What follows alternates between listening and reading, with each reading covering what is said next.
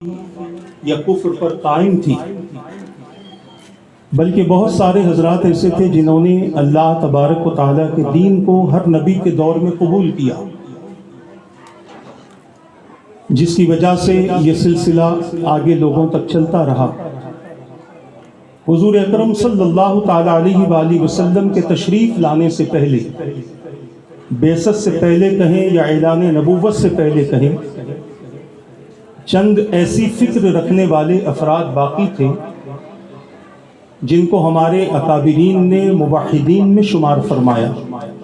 کوئی بڑی تعداد نہیں تھی، بالکل مختصر سی تعداد تھی، اور انہیں اس بات کا علم تھا کہ ایک وقت ایسا آنے والا ہے جب نبی آخر الزماں تشریف لائیں گے، اور ان کے آنے کے بعد اللہ کے بندوں تک اللہ کا دین پہنچے گا، اللہ کی کتاب بندوں کے ہاتھ میں رہے گی، اور جو بندہ اس کتاب کے مطابق اپنی زندگی گزارتا رہے گا اور اس نبی کے فرمان کے مطابق اپنی زندگی گزارتا رہے گا، وہ کسی زمانے میں رہے اللہ اسے کامیابی عطا فرمائے گا۔ ایمان یہ صرف کچھ وقت کے لیے نہیں دیا گیا، قرآن کچھ وقت کے لیے نہیں دیا گیا۔ جیسے پچھلے انبیاء تشریف لائے، ان کے آنے تک یا ان کے رہنے تک وہ کتابیں اصل صورت میں باقی رہیں، اس کے بعد ان کتابوں میں تبدیلی ہوئی، رد و بدل کیا گیا، اپنی سوچ، اپنی نفس، اپنی خواہش کے مطابق ان کتابوں میں اس وقت کے علماء نے باتیں ڈالنی شروع کر دیں، اور جو سخت احکامات ہوتے ان کو نکال دیتے تاکہ عمراء ان سے راضی ہو کر انہیں نذرانے دیتے رہیں، ان کو خوش کرتے رہیں۔ یہ ان کو خوش کرنے لگے، وہ ان کو خوش کرنے لگے، اور اس خوشی میں یہ لوگ یہ بھول گئے کہ یہ لوگ جس کتاب کے ساتھ میں گڑبڑی کر رہے ہیں، یا جس کتاب کے ساتھ میں یہ لوگ غلط حرکت کر رہے ہیں، یہ کسی دنیا والوں کی لکھی ہوئی کتاب نہیں ہے، بلکہ یہ اللہ تبارک و تعالیٰ کی نازل کرتا کتاب ہے، چاہے وہ توریت ہو، چاہے وہ انجیل ہو، چاہے وہ زبور ہو، یہ اللہ تبارک و تعالیٰ نے نازل فرمائی۔ مگر جن لوگوں نے اللہ کی کتاب کے ساتھ میں چھیڑ چھاڑ کیا، اللہ تبارک و تعالیٰ نے ان کی عزتوں کو ختم فرما دیا، ان کی عزت کو ذلت میں تبدیل فرما دیا، ان کی کامیابی کو ناکامی میں تبدیل فرما دیا۔ غرض کے جو اعزازات انہیں دیے گئے تھے، وہ سارے اعزازات ان سے چھین لیے گئے، یہاں تک کہ رب قدیر نے اپنے نبیوں کی زبانی ان پر لعنتیں نازل فرمائی، جس کو قرآن نے یوں ذکر فرمایا، لعن الذین کفروا من بنی اسرائیل علی لسان داؤد و عیسی ابن مریم۔ حضرت داؤد اور عیسیٰ ابن مریم علیہ السلام کی زبان سے اللہ نے بنی اسرائیل پر لعنت نازل فرمائی، اور یہ لعنت نازل فرمانے کی جو وجہ تھی وہ یہ تھی کہ وہ لوگ بری حرکتیں دیکھتے تھے، بری حرکتوں سے روکتے نہیں تھے۔ کانوا لا یتناہون عن منکر فعلوہ، وہ لوگ جو غلط کام کرتے تھے، یہ علماء جانتے ہوئے اس کو روکتے نہ تھے، بلکہ ان کو آزادی دیتے تھے کہ تم جو چاہے کرو، جیسے چاہے کرو، تمہارے اس عمل کا ثبوت ہم اس کتاب سے نکال دیں گے، اور اس کتاب کے ذریعے ہم تمہارے عمل کو چاہے کتنا بھی برا ہو اچھا ثابت کرنے کی کوشش کریں گے۔ ان کی اس حرکت نے ان کو اس مقام پر پہنچا دیا کہ انبیاء کی زبانیں ان پر لعنت ہونے لگی۔ عزیزان ملت اسلامیہ، تمام نبیوں کے تشریف لانے کے بعد اللہ تبارک و تعالیٰ نے حضور اکرم صلی اللہ تعالیٰ علیہ وآلہ وسلم کو خاتم النبیین کی صورت میں اس فرش گیتی پر مبعوث فرمایا۔ رسول اعظم صلی اللہ تعالیٰ علیہ وآلہ وسلم جب اس فرش گیتی پر تشریف لائے، کائنات جانتی ہے، دنیا جانتی ہے، کتابیں بھری پڑی ہیں، علماء سے آپ نے سنا ہوگا، خطباء سے آپ نے سنا ہوگا، مقررین سے آپ نے سنا ہوگا۔ دور ایسا تھا کہ انسان بستے تھے، انسانیت کا خاتمہ ہو چکا تھا، لوگ درندگی کا شکار ہو چکے تھے، ان کے حرکات سے، ان کے معاملات سے، ان کی زندگی سے بس ایک ہی بات ثابت ہوتی تھی کہ یہ لوگ بظاہر انسان ہیں، مگر حقیقت میں انسانیت ان کے اندر موجود نہیں ہے، اور اسی کو اللہ کے رسول صلی اللہ تعالی علیہ وآلہ وسلم پورا کرنے کے لیے تشریف لائے۔ انسان کی زندگی کو سدھرنے کے لیے دو چیزوں کی ہمیشہ ضرورت پڑتی ہے، ایک ضرورت ہے رسول کی اور دوسری ضرورت ہے کتاب کی۔ اللہ نے رسول بھی بھیجا، اللہ نے کتاب بھی بھیجا، اور جب یہ دونوں چیزیں بھیجی گئی اللہ تبارک و تعالیٰ نے ان دونوں کے ذریعے قوم کے اندر ایک عظیم تبدیلی پیدا فرمائی، ایک عظیم انقلاب پیدا فرمایا۔ انقلاب یہ تھا کہ لڑنے والے آپس میں صلح کرنے لگے، ایک دوسرے کو قتل کرنے والے آپس میں ایک دوسرے کی جان کا تحفظ کرنے لگے، ایک دوسرے کی زمینوں پر قبضے کرنے والے ایک دوسرے کی زمینوں کا تحفظ کرنے لگے، ایک دوسرے کی عزت اچھالنے والے ایک دوسرے کی عزت کا تحفظ کرنے لگے، یہاں تک کہ عالم یہ تھا کہ باپ بیٹی کے پیدا ہونے پر ناخوش ہوتا تھا، مگر ایک دور وہ آیا کہ دعا کرتا تھا کہ مولا بیٹی عطا کر، کیونکہ اسے پتا چل گیا تھا کہ بیٹی آتی ہے تو اللہ کا سلام آتا ہے۔ یہ اللہ کے رسول صلی اللہ تعالی علیہ وآلہ وسلم کی آمد کا نتیجہ تھا، اور صرف حضور اکرم صلی اللہ تعالی علیہ وآلہ وسلم تنہا تشریف نہیں لائے، بلکہ اللہ کے رسول صلی اللہ تعالی علیہ وآلہ وسلم پر اللہ نے کتاب نازل فرمائی۔ وہ کتاب قرآن ہے، یہ ایسی کتاب ہے جس میں کوئی تبدیلی کر نہیں سکتا، یہ ایسی کتاب ہے جس میں کوئی کسی آیت کو تو دور کی بات ہے کسی حرف کو بدل نہیں سکتا۔ یہ وہ کتاب ہے کہ جس کو بدلنے کے سوچنے والے ان کی زندگیاں بدل جاتی ہیں، ان کے خیالات بدل جاتے ہیں، ان کی سوچ اور ان کی فکر بدل جاتی ہے۔ اللہ ہدایت دے تو یقیناً ان کا کفر ایمان میں تبدیل ہو جاتا ہے۔ یہ اس کتاب کا معجزہ ہے، یہ اس کتاب کا معجزہ ہے، اور یہ کتاب کا معجزہ رسول کے دور تک نہیں بلکہ قیامت تک اس کتاب کی یہی کیفیت ہے کہ اس کتاب کو اگر تم پڑھو گے تو اللہ تبارک و تعالی تمہارے شب و روز بدل دے گا، تمہارے سوچنے کے انداز بدل دے گا، تمہارے سمجھنے کے انداز بدل دے گا، تمہاری فکر بدل دے گا، تمہارا ذریعہ معاش بدل دے گا، تمہارے لیے ترقی کے راستے ہموار فرمائے گا، تمہارے لیے نجات کے راستے ہموار فرمائے گا، تمہارے لیے کامیابی کے راستے ہموار فرمائے گا۔ اس وقت میں جب بندہ اللہ تبارک و تعالیٰ کی اس کتاب کو سمجھنے کی کوشش کرے، اور اگر سمجھنے کی کوشش نہ کرے تو پھر حالت یہ ہوگی کہ کتاب تو اپنی اصل میں باقی ہے، کتاب آج بھی اپنا فیضان دینا چاہتی ہے، مگر ہم اس سے اس کا فیضان لینا نہیں چاہتے، ہم اس سے برکتیں حاصل کرنا نہیں چاہتے، ہم اس سے اللہ کی رحمتیں حاصل کرنا نہیں چاہتے۔ میرے پیارے آقا صلی اللہ تعالی علیہ وآلہ وسلم کے پیارے دیوانوں، اسی کتاب کے ذریعے اللہ نے اپنے بندوں کو ہر چیز عطا فرمائی، ہر قانون عطا فرمایا، ہر طریقہ عطا فرمایا۔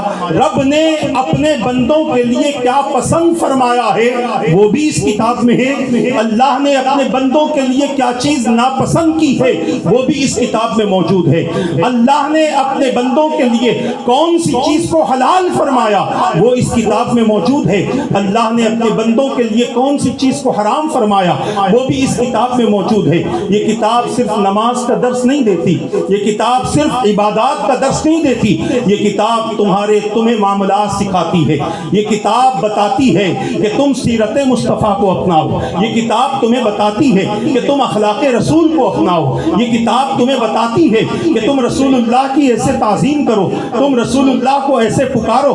یہ کتاب تمہاری پوری زندگی کو تمہارے سامنے پیش کرتی ہے، صبح سے لے کر شام تک تمہارا وقت کیسے گزرے کتاب سے پوچھو، کتاب بتائے گی۔ اللہ کے رسول صلی اللہ تعالی علیہ وآلہ وسلم کو اللہ نے ایک ایسی کتاب اپنے بندوں کے لیے عطا فرمائی کہ یہ کتاب رسول کے ظاہری طور پر موجود نہ ہونے کی صورت میں امت کے لیے کافی ہے، مگر میں ایک حقیقت آپ کے سامنے بیان کرتا چلوں کہ کتاب ہے اور کتاب جن پر نازل کی گئی وہ نہیں ہے، ایسا ہرگز نہیں ہے، بلکہ میں بڑی ذمہ داری کے ساتھ عرض کرنا چاہتا ہوں اس کتاب میں جو کچھ موجود ہے وہ سب کچھ سیرت مصطفیٰ ہے، وہ سب کچھ اخلاق مصطفیٰ ہے، وہ سب کچھ کردار مصطفیٰ ہے۔ اسی لیے ام المؤمنین سیدتنا عائشہ صدیقہ رضی اللہ تعالیٰ عنہ سے کسی نے حضور کے وصال کے پاس پوچھا تھا کہ ام المؤمنین حضور کے اخلاق کیسے تھے، اور پوچھا بھی کن سے؟ گھر والوں سے پوچھا، کیونکہ گھر والوں کو حقیقت میں گھر والوں کو آدمی کی حقیقت کا اندازہ ہوتا ہے. گھر والے سمجھ سکتے ہیں کہ باہر یہ کتنا بھی صاف ستھرا ہو, گھر کے اندر اس کی کیفیت کیا ہے. لہٰذا اس نے کسی صحابی سے نہیں پوچھا کہ حضور کے اخلاق کیسے تھے, ام المومنین سے پوچھا تاکہ گھر والوں سے پتا چلے کہ گھر والے تھے کیسے. ام المومنین نے فرمایا اما قرأت القرآن, کیا تو نے قرآن نہیں پڑھا؟ اس نے کہا ہاں پڑھا ہے. تو فرمایا کان خلقہ القرآن, مصطفیٰ کے اخلاق قرآن تھے. یعنی جو کچھ قرآن بیان کرتا وہ مصطفیٰ کے اخلاق تھے, اور جو مصطفیٰ کرتے تھے وہ قرآن بیان کرتا تھا. یہ اللہ کے رسول صلی اللہ تعالی علیہ وآلہ وسلم کی کیفیت تھی. میں عرض کرنا چاہتا ہوں آج مسلمان اگر کامیاب ہونا چاہتا ہے تو اس کے لیے قرآن نے ایک طریقہ بتلا دیا, ادخلوا فی السلم کافہ, اسلام میں مکمل داخل ہو جاؤ. آپ اندازہ کر سکتے ہیں, آپ سوچ سکتے ہیں, اسلام مشکل مذہب نہیں ہے, اسلام شدت والا مذہب نہیں ہے, اسلام تکلیف سے حاصل ہونے والا مذہب نہیں ہے, اسلام آسان مذہب ہے. اسلام کے جو معاملات ہیں وہ آسان ہیں. اسلام کے اندر جو چیز بھی ہے وہ سوائے خوبی کے کچھ نہیں ہے. اسلام میں کوئی عیب نہیں ہے, مگر آج مسلمان عیب دار ہو چکا ہے, مسلمان بد اخلاق ہو چکا ہے. ورنہ یہ اسلام تو سب سکھاتا ہے, اسلام ہر چیز کی تعلیم دیتا ہے. آپ انفرادی طور پر زندگی گزار رہے ہیں, انفرادی زندگی گزارنے کی تعلیم اسلام دیتا ہے. آپ اجتماعی طور پر زندگی گزار رہے ہیں, اجتماعی زندگی گزارنے کی تعلیم اسلام دیتا ہے. آپ ازدواجی زندگی گزار رہے ہیں, ازدواجی زندگی گزارنے کی تعلیم اسلام دیتا ہے. آپ اقتصادی زندگی گزار رہے ہیں, اقتصادی زندگی گزارنے کی تعلیم اسلام دیتا ہے. آپ سیاسی زندگی گزار رہے ہیں, سیاسی زندگی گزارنے کی تعلیم اسلام دیتا ہے. مگر یہ اور بات ہے کہ ہم نے اپنی زندگی کو عیوب اور نقوص سے بھر لیا. اسلام ان سب سے پاک ہے, اسلام ان سب سے پاک ہے. اسلام جتنا پاکیزہ ہے اپنے ماننے والوں کو اتنا پاکیزہ بناتا ہے. اسلام جتنا بہتر ہے اپنے ماننے والوں کو اتنا بہتر بناتا ہے. اسلام جتنا خوبیوں والا ہے اپنے ماننے والوں کو اتنا خوبیوں والا بناتا ہے. اب آپ اس کی مثال سمجھ لیں کہ اسلام کے آنے سے پہلے وہ لوگ جو ابھی صحابی نہیں بنے تھے, وہ لوگ جو ابھی رسول اللہ صلی اللہ علیہ وآلہ وسلم کے دست حق پرست پر جنہوں نے ابھی بیعت نہیں کی تھی, آپ ان کا اندازہ کر لیں, آپ تاریخ پڑھ لیں, آپ کو پتا چلے گا کسی کا دل سخت تھا, کسی کی زبان خراب تھی, کسی کا وجود خراب تھا, کوئی زانی تھا, کوئی شرابی تھا, کوئی جواری تھا, کوئی قاتل تھا, کوئی ظالم تھا. غرض کے ہر طرح کے عیوب ان کے اندر موجود تھے. مگر جب یہ لوگ اسلام سے منسوب ہوئے اور اسلام سے جب ان کا تعلق جڑا تو ہر برائی ان کے اندر سے ختم ہو گئی اور ہر اچھائی ان کے اندر آ گئی, ہر اچھائی ان کے اندر آ گئی.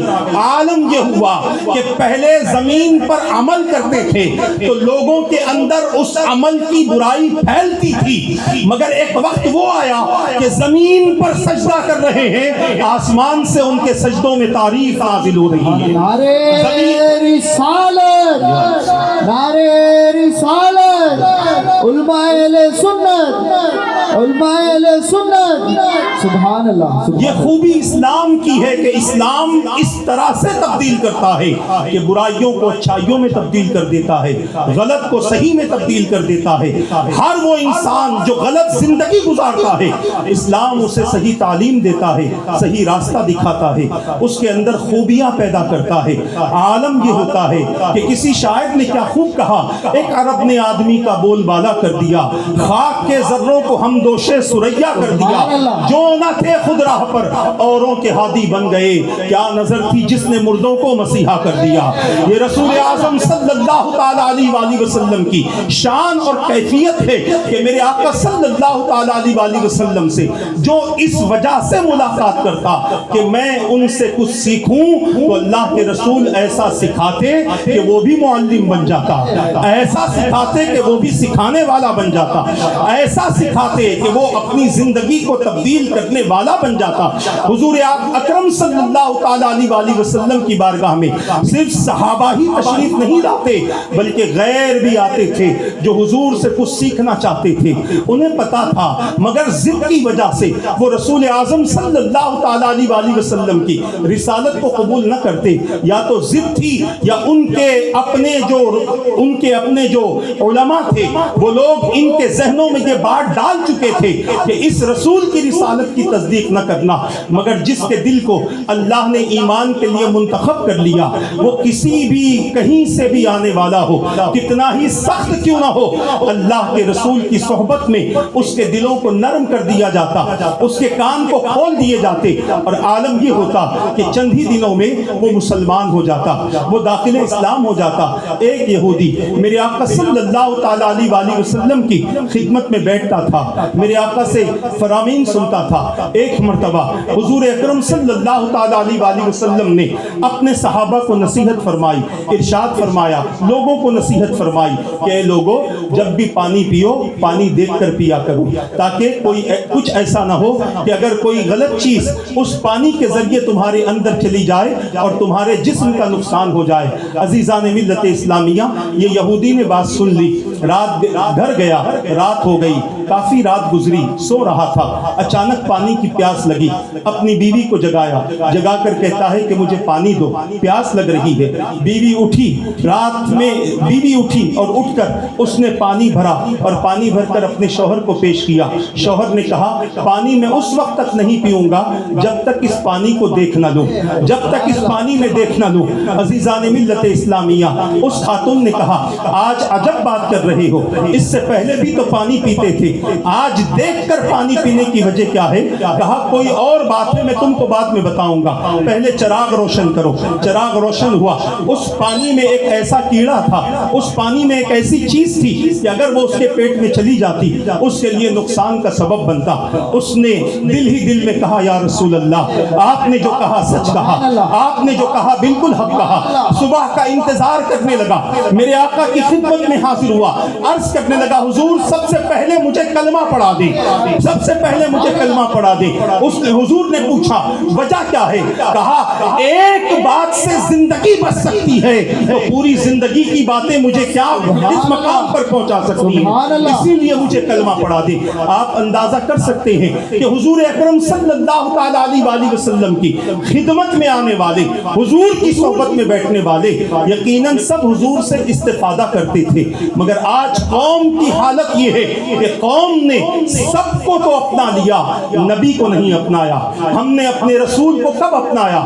اس وقت میں جب 12 ربیع الاول آتی ہے، میلاد کا موقع ہوتا ہے، ہاتھ میں ڈنڈے ہوتے ہیں، اس پر جھنڈے ہوتے ہیں، صبح سے لے کر شام تک ہم بس رسول کے نعرے لگاتے ہوئے اپنا دن گزار دیتے ہیں، پھر اس کو آنے والے سال تک کے لیے محفوظ کر دیتے ہیں۔ میرے پیارے آقا کے پیارے دیوانوں، اللہ نے اپنے رسول کو اس لیے نہیں بھیجا کہ سال میں ایک مرتبہ تمہارا نبی سے تعلق ہو، بلکہ اللہ نے اپنے رسول کو ہمارے درمیان میں اس لیے بھیجا ہے کہ ہر لمحہ تمہارا نبی سے تعلق ہو، ہر لمحہ تمہارا رسول سے تعلق ہو، تم ان کا ذکر کرتے رہو، ان کی بتائی ہوئی باتوں پر فکر کرتے رہو، ان کے دیے ہوئے قانون پر عمل کرتے رہو، ان کے دیے ہوئے مزاج کو اپناتے رہو، کیونکہ پوری کائنات میں اللہ نے قیامت تک اگر کسی کی سیرت کو پسند کیا ہے تو وہ مصطفیٰ کی سیرت ہے، کسی کے اخلاق کو پسند کیا ہے تو وہ مصطفیٰ کے اخلاق ہیں۔ آپ قرآن پڑھو تو قرآن کہتا ہے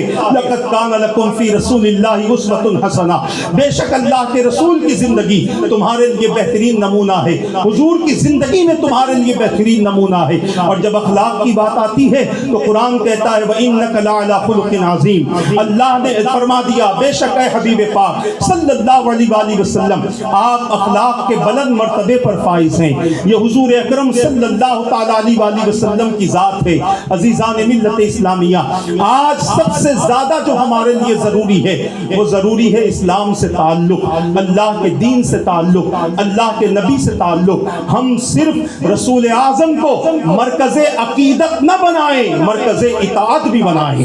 صرف مرکز عقیدت بنائیں گے تو کبھی کبھی یاد آئے گی، مرکز اطاعت بنائیں گے تو ہمارا ہر عمل نبی کی سنت کے مطابق ہوگا، نبی کے حکم کے مطابق ہوگا، نبی کے فرمان کے مطابق ہوگا۔ قرآن یہی کہنا چاہتا ہے ادخلوا فی السلم کافہ۔ اگر تم نے اسلام میں مکمل داخلہ اختیار نہ کیا، اسلام میں اگر تم مکمل نہیں آئے تو شیطان تمہارے انتظار میں ہے، تم پر گھات لگائے بیٹھا ہے، تمہاری طاق میں بیٹھا ہے کہ اگر تم نے رسول کو چھوڑا تو شیطان کے بن جاؤ گے، اس کے پیروکار بن جاؤ گے، اس کے طریقے پر چلو گے۔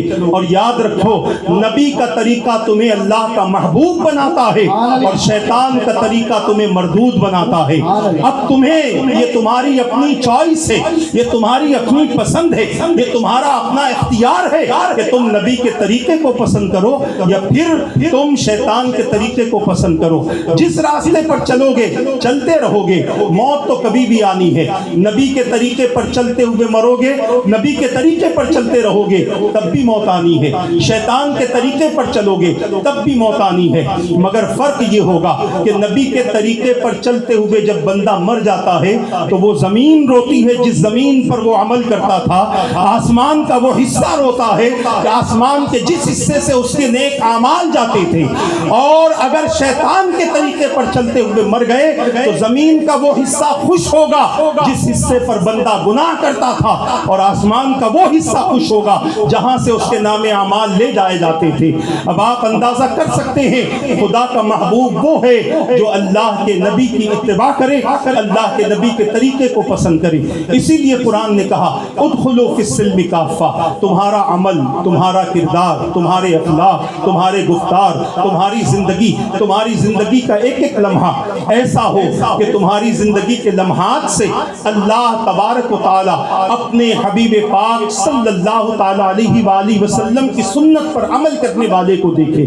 اور بعض اکابرین نے تو یہاں تک کہ فرمایا ہے کہ جب بندہ نبی کی سنت پر عمل کرتا ہے، نبی کے طریقے پر عمل کرتا ہے، اس کا عمل زمین پر ہوتا ہے، آسمانوں میں اس کا ذکر اس انداز سے ہوتا ہے کہ فرشتوں دیکھو تو صحیح، چلتا یہ ہے یاد مجھے میرا محبوب آتا ہے، بولتا یہ ہے یاد مجھے میرا محبوب آتا ہے، اخلاق اس کے ہیں یاد مجھے میرا محبوب آتا ہے، اس لیے کہ وہ محبوب کے فرمان کے مطابق عمل کر رہا ہے۔ اسی لیے حضرت سیدنا خواجہ ابو الحسن قرفانی نقشبندیہ سلسلے کے بہت بڑے بزرگ ہیں، آپ فرماتے ہیں، ارشاد فرماتے ہیں کہ اگر کوئی شخص یہ چاہتا ہے، کوئی شخص یہ چاہتا ہے کہ اس کا ایک دن حضور کی صحبت میں گزرے یا حضور کی محبت میں گزرے، اسے چاہیے کہ وہ اللہ کے رسول کی سنتوں پر عمل کرتے ہوئے ایک دن وہ گزار لے، تو گویا وہ دن ایسا ہی ہے جیسا اس نے نبی کے دور میں گزارا ہے، نبی کے وقت میں گزارا ہے، حضور کی سنت پر عمل کرتے ہوئے، حضور کے طریقے پر عمل کرتے ہوئے۔ میرے پیارے آقا صلی اللہ تعالی علیہ وآلہ وسلم کے پیارے دیوانوں، اپنی زندگیوں کو تبدیل کرو۔ یقیناً یہ ہمارے لیے یہ جلسے ضروری ہیں، اجلاس ضروری ہے، ہمارے لیے یہ بیٹھکیں ضروری ہیں، مگر یہ صرف وقتیہ نہیں ہونی چاہیے، بلکہ اس کے بعد ہمارے اندر ایسی تبدیلی پیدا ہو کہ ہم معلوم کریں کہ اللہ کے رسول کا طریقہ کیا ہے، کیونکہ ہم پیدا ہی ہوئے ہیں اللہ کی عبادت کے لیے، اور اللہ کی عبادت کا مطلب یہ ہے کہ بندہ اللہ کی عبادت کی صورت میں رسول اعظم صلی اللہ تعالی علیہ وآلہ وسلم کی اطاعت بھی کرے اور حضور کے طریقے پر عمل کرتے ہوئے اپنی زندگی گزارے۔ اور اس بات کو ذہن میں رکھ لو کہ اگر قرآن کریم کے آنے کے بعد، حضور کی سیرت معلوم ہونے کے بعد بھی پھر بھی بندہ اگر دوسرا راستہ اختیار کرتا ہے تو پھر اللہ تبارک و تعالیٰ نے اس کو آگاہ فرمایا ہے، اس کو آگاہ فرمایا ہے، وہ زبردست حکمت والا ہے، اس کی حکمت کو تم سمجھ نہیں سکتے۔ لہٰذا اپنی زندگی کو بہتر بنانے کے لیے ضروری ہے کہ اللہ کے رسول صلی اللہ تعالی علیہ وآلہ وسلم کے طریقے پر عمل کیا جائے۔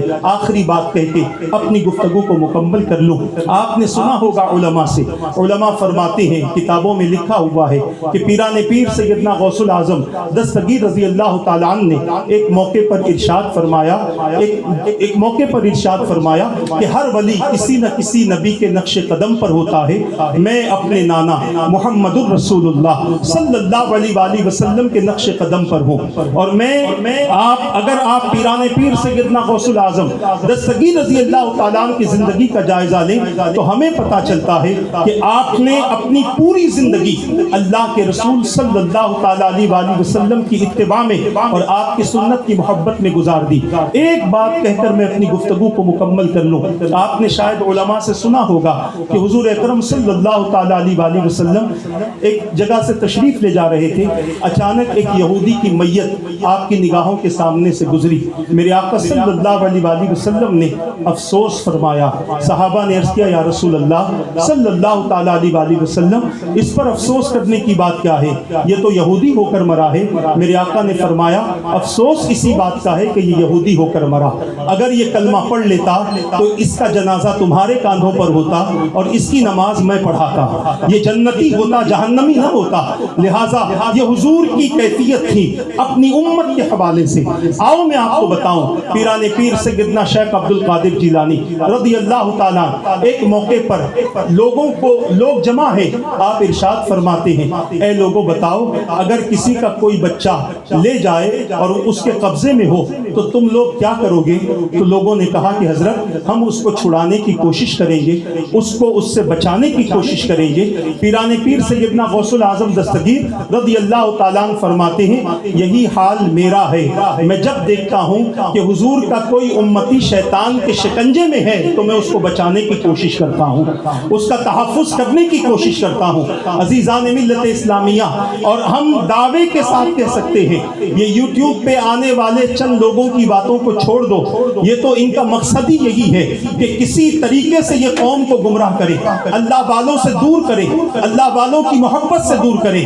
مختلف لوگ مختلف قسم کے آ کر عجیب و غریب قسم کی باتیں اولیاء کے تعلق سے بھی کرتے ہیں، انبیاء کے تعلق سے بھی کرتے ہیں، حضور کی میلاد کے تعلق سے بھی کرتے ہیں، 11ویں کے تعلق سے بھی کرتے ہیں۔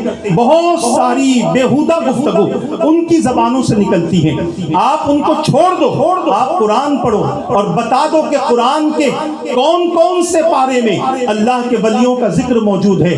میں اگر کہوں قرآن کو جو میں نے پڑھا ہے، میں کہہ سکتا ہوں ان 30 پاروں میں سے لگ بھگ 20 سے 25 پاروں میں اللہ نے اپنے ولیوں کا ذکر فرمایا ہے، اللہ نے اپنے محبوبوں کا ذکر فرمایا ہے۔ آپ قرآن کا پہلا پارہ پڑھ لیں، یہ جو یہودی آج منحوس ہیں، آج ذلیل ہیں، مگر نبی کی نسبت سے یہ اللہ کے اتنے عزیز تھے کہ اللہ نے ان کے لیے من و سلوہ نازل فرمایا۔ یہ کوئی نبی نہیں تھے، اللہ کے محبوب بندے تھے، مگر بعد میں اپنی حرکتوں کی وجہ سے یہ ذلیل قوم بن چکے، سور بن چکے، یہ بندر بن چکے۔ یہ بات کی بات ہے۔ دوسرے پارے میں آپ پڑھ لیجئے، دوسرے پارے میں صفا مروہ کا ذکر ہے، یہ بھی اللہ کی محبوب بندی ہیں۔ اسی دوسرے پارے میں شہداء کا ذکر ہے، یہ بھی اللہ کے محبوب بندے ہیں۔ عزیزان ملت اسلامیہ، اسی دوسرے پارے میں عرفات کے میدان کا ذکر ہے، یہ اللہ کی مخلوق میں سے ایک مخلوق ہے جس کو اللہ نے پیدا کیا ہے۔ اسی طرح اسی دوسرے پارے میں قوم طالوت و جالوت کا ذکر ہے، تابوت سکینہ کا ذکر ہے۔ تیسرا پارہ پڑھ لیجئے، حضرت عزیر علیہ السلام اور ان کی قوم کا ذکر اس کے اندر موجود ہے، بی بی مریم کا ذکر اس کے اندر موجود ہے۔ چوتھے پارے میں اللہ نے شہداء کا ذکر فرمایا۔ اسی طرح آپ قرآن پڑھتے جائیں، 19واں پارہ پڑھیں گے تو رب نے نہ صرف ولی کا ذکر فرمایا بلکہ ولی کی کرامت کا بھی ذکر قرآن میں فرمایا، ولی کی کرامت کا بھی ذکر قرآن میں موجود ہے۔ میں یہ بتانا چاہتا ہوں کہ ایرے غیروں کی باتوں میں جنہوں نے نہ قرآن پڑھا ہے، نہ قرآن سمجھا ہے، نہ قرآن جن کو پتا ہے، ایسوں کی صحبت میں نہ رہے، نہ ایسوں کی باتوں کو سنیں، بلکہ ایسوں کی باتوں کو سنیں کہ جن کی باتیں سننے کے بعد ایمان تازہ ہو، قرآن سے تعلق پیدا ہو کہ قرآن ولی کا بھی ذکر کرتا ہے۔ ہمیں پڑھنا چاہیے، ہمیں سمجھنا چاہیے، ہمیں اس پر عمل کرنا چاہیے۔ میں صرف یہ عرض کرنا چاہتا ہوں کہ اللہ کے جو محبوبین اور جو مقربین ہوتے ہیں، اللہ نے ان کی شناخت کروائی ہے، ان کی علامتیں بیان فرمائی ہیں، ان کی پہچان کروائی ہے۔ بس آپ قرآن سے تلاش کرو اور پھر کسی کو آپ ولی مانتے ہو تو اس کے اندر وہ چیزیں دیکھ لو، ہے تو ٹھیک، نہیں ہے تو چھوڑ دو، نہیں ہے تو کنارہ کشی کر لو، کیونکہ یہ بات مسلم ہے کہ جو فیلڈ کا آدمی ہوتا ہے وہ فیلڈ والے کو پہچانتا ہے، فیلڈ والے کو فیلڈ والا ہی پہچانتا ہے۔ ایک جاہل ایک عالم کو نہیں پہچان سکتا، ایک جاہل ایک ان پڑھ ایک پڑھے لکھے کو نہیں پہچان سکتا۔ ایک ان پڑھ پوچھے آپ نے کہاں تک پڑھا ہے، میں MBBS ہوں، اب اسے ایم ہی نہیں معلوم BBS کیا پتا چلے، اسے پتا ہی نہیں چلے گا۔ تو فیلڈ کے آدمی کو پتا ہوتا ہے کہ سامنے والا کتنا ماہر ہوتا ہے. اسی طرح جب دنیا کی فیلڈ میں رہنے والا دنیا والوں کو پہچانتا ہے، اسی طرح ایک ولی کو پہچانتا ہے. ایک ولی کو پہچانتا ہے. عام آدمی نہیں پہچان سکتا. ہم تو پہچانتے 5 انگوٹھی ہاتھ میں دیکھ لی تو ہم سمجھتے بہت بڑا ولی ہے. آپ اس سے پوچھو یہ انگوٹھی کی تو وہ کہے گا یہ حفاظت کے لیے ہے، یہ پریشانی سے بچنے کے لیے ہے، یہ مصیبت سے بچنے کے لیے ہے. جب وہ خود اس حالت میں ہے تو آپ کو اس حالت سے کہاں نکالے گا؟ آپ کو اس مصیبت سے کہاں نکالے گا؟ تو میں آپ سے عرض کرنا چاہتا ہوں، کسی کی انگوٹھیاں دیکھ کر اس کو ولی نہ مان لو. کسی کے رنگین کپڑے دیکھ کر اس کو ولی نہ مان لو. کسی کا بڑا اور پھیلا ہوا امامہ دیکھ کر اس کو ولی نہ مان لو. ولی اس وقت مانو جب یہ دیکھو کہ یہ ولی نماز کا بھی پابند ہے، سنت مصطفیٰ کا بھی پابند ہے، اللہ کے رسول کا بھی پابند ہے. آپ کو پتا ہونا چاہیے کئی ایسے اولیاء کرام گزرے ہیں جنہوں نے اپنی زندگی میں بعض پھلوں کا استعمال نہیں کیا، بعض فروٹ کا استعمال نہیں کیا. ان سے پوچھا گیا کیوں آپ نے یہ فروٹ نہیں کھایا، کیوں آپ نے یہ پھل نہیں کھایا؟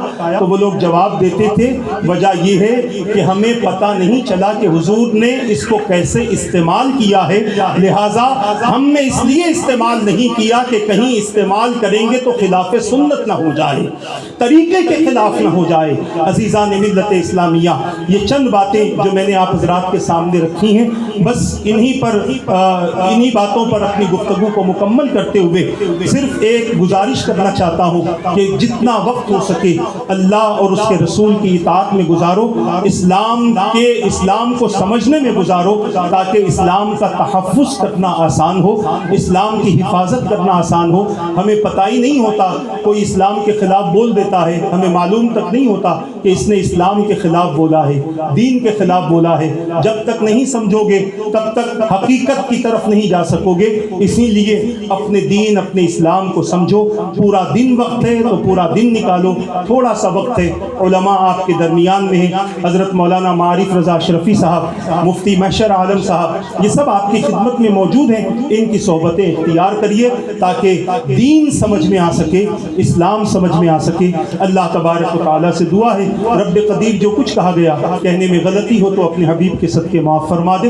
ان باتوں پر مجھے اور ان سب کو عمل کرنے، دوسروں تک پہنچانے کی توفیق عطا فرما. مولا مدرسے میں جو خدمات انجام دی جا رہی ہیں اس کو قبول فرما لے. مدرسے کی خدمت کرنے والوں کو مولا اپنی شان کے مطابق بدلہ نصیب فرما دے. بالخصوص ہمارے ساتھی مولانا معارف رضا اشرفی صاحب کو پہلے جیسی اور پہلے سے بہتر صحت عطا فرما دے، تاکہ یہ تیرے دین کی اور خدمت کر سکے، تیرے بندوں تک اور تیرے دین کو پہنچا سکے، تیرے بندوں تک تیرے کلام کو پہنچا سکے. اور جتنے ان کے معاونین ہیں، جعفر صاحب ہے اور جتنے بھی ان کے معاونین ہیں، مولا ان تمام معاونین کی کاوشوں کو قبول فرما اور ان سب کو صحت و عافیت کے ساتھ درازی عمر نصیب فرما دے.